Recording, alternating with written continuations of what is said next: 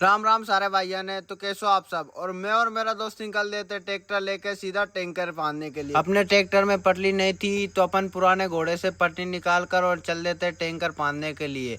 और फाइनली हम टैंकर के पास पहुंचकर टैंकर को फांद कर और सीधे निकल देते उसको भरने के लिए। हमको भरने के लिए जाना था ट्यूबवेल पे जो कि थी इस गाँव में। और हम पहुंच जाते हैं ट्यूबवेल के पास। ट्यूबवेल के पास जाकर हम चलाने लग जाते हैं मोटर। मोटर चलाने से पहले अपन को लगाना था पाइप लगाकर अपने भैया लोग चला देते हैं ट्यूबवेल। और ट्यूबवेल बहुत ही कम पानी दे रही थी, इसलिए हम बैठ कर बहुत बोर हो जाते हैं।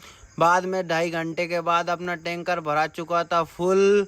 और टैंकर भराने के बाद अपन कर लेते हैं अपने चीता को चालू कर निकल देते हैं सीधा घर की तरफ। और घर आकर देखा तो अपना यहाँ लग रहा था आटा। दीदी और भैया लगाने पड़े थे आटा लगाने के बाद और हम निकल देते। मैं और मेरा दोस्त निकल देता है छाछ लेने के लिए। छाछ लेने अपन को जाना था अपनी बुआ के यहाँ। और हम बुआ के यहाँ पहुँचकर छाछ लेकर कैन और निकल देते हैं फिर से घर की तरफ।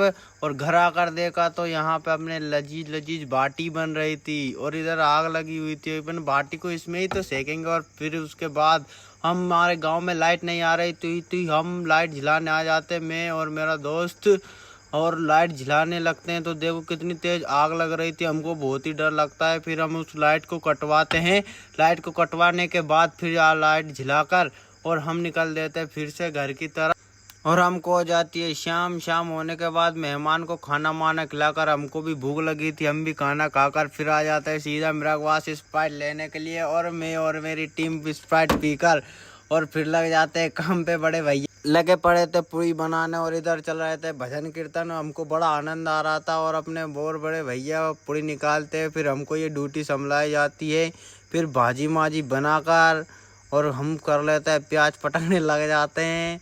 प्याज डालने के बाद इधर अपना दोस्त बेसन घोलने लग जाता है। पता नहीं क्या ही मज़ा आ रहा था। बाद में खीर बन जाती है स्वादिष्ट।